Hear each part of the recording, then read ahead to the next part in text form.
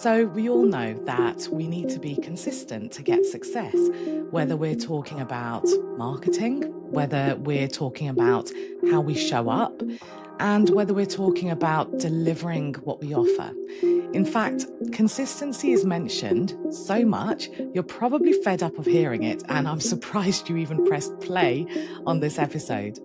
But jokes aside, it is so crucial that it deserves an episode all on its own. If you just take a moment to choose a brand or a business person, someone who's in the public eye, anyone who you consider to be successful, if you do just a little deep dive, a quick investigation of what they have been doing over time, even over the last 3 months or 6 months, you'll see that their secret sauce in their playbook is consistency.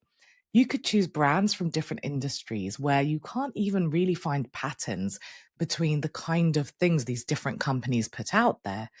But the one thing they will all have in common is that they have been consistent. So, what does this actually mean? And what does it mean specifically for us? For us education business owners, for us small business owners? Well, the first thing that we have to recognize is that consistency isn't the same as frequency.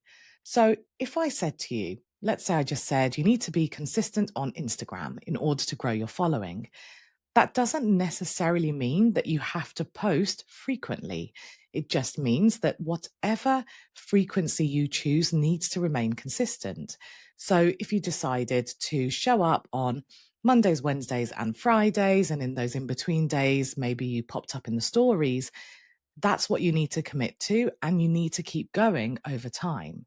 Now, that's a very simplified version of why consistency is powerful, because the reality is, in that kind of situation, you also need to couple it with a content strategy, a platform strategy. They all work differently and they all have a different rhythm. But it's still an important point. Consistency is not the same as frequency.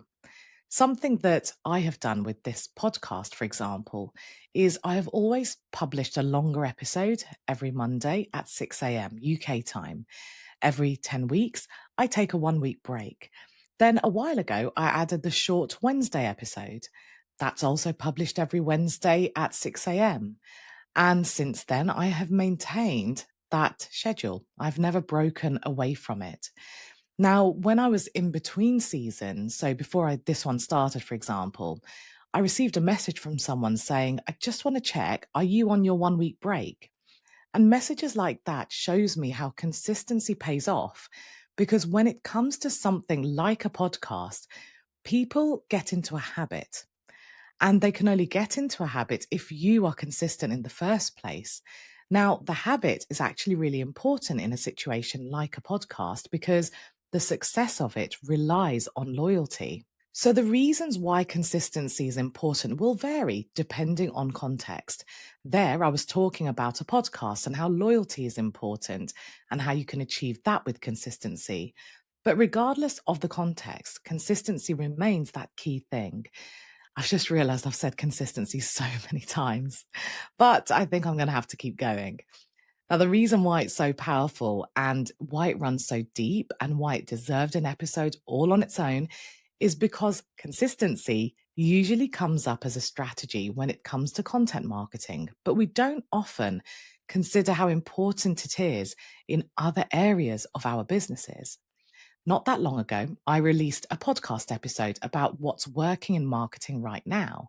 And one of the things that I mentioned is how marketing actually starts with the very thing that we offer, the transformation, the impact. We often associate marketing, though, with how we communicate what we offer to the outside world. But a huge part of it is looking at our offers themselves because that's what forms the foundation of ongoing sales. It forms the foundation of other people spreading the word. And they can then be a part of your marketing. It's not just relying on you. So when we think about our offers, that's another area where consistency is very, very powerful. So let's just say that you have a one-to-one program and you have a group program. What you're offering is forming part of your brand. People are going to get to know you for that very specific thing that relates to your style. So, to make sure that people know what to expect and also to remove hesitation from them investing in something new that you might offer, we need to find those points of consistency that we can really capitalize on. And a really good exercise is to sit down and list all the things that make you unique and unique in how you deliver that service or product. Because we often don't pay much attention to this because that's our zone of genius. It's the part we're really comfortable with. We know what we're doing. We're really confident. So we don't generally analyze what makes us really good at what we do. We don't identify exactly why our clients choose us instead of going elsewhere. But if you can analyze this and if you can find those key points, you'll be finding a very key part of your brand. And when you find it, when you identify it, you can then really pay attention to making sure that everything you offer includes that element. So you're bringing consistency into all of your offers, and there's this cohesion where people are getting to know you for a particular style or a particular thing. So, for instance, I was recently chatting to a friend and she was talking about her brand. And I was saying, "Ugh, I don't really know if I have one." And she said, "Actually, I disagree. You absolutely do. For a start, I associate you with wearing black." And when I thought about it, I realized that I wear black virtually all the time. And I'm wearing black right now. And it wasn't an intentional choice for branding. It's just because I wear a lot of black. So that's what I wear. But she also said that when she thinks of my professional persona, she thinks of me as someone who collaborates and creates community. So again, that kind of makes a lot of sense because I talk a lot or have historically talked a lot about my membership, the Tutors Mastermind. And the heartbeat of that is the community as well as the training, but community really holds it together. I invite guests onto my podcast, which supports that collaboration element. And recently, when I was thinking about my bespoke one to one accelerator program, I naturally included community in there as well. There is a community, there are accountability groups. So actually, community has become a very core part of my brand. It's something that all of my offers actually have in common. So, by staying very consistent with including something that people might associate me with, it creates a level of trust because they know that it's going to be included in most of what I do, or if not everything. So, if there's something that they really enjoy, if it's something they get lots of value out of, they already know that it's going to be included in what I offer, and therefore they're likely to gain benefit from it. And if I were to launch something new, they would be able to guess that, yep, there's probably going to be a community element. If that's what they like, they'd be attracted to it. So when it comes to branding, which is a different thing from the content you put out there, although, they are interlinked, branding is like your overall business personality or your business's personality and what people will associate with you. And your content supports that, but so does other things like how you structure what you offer.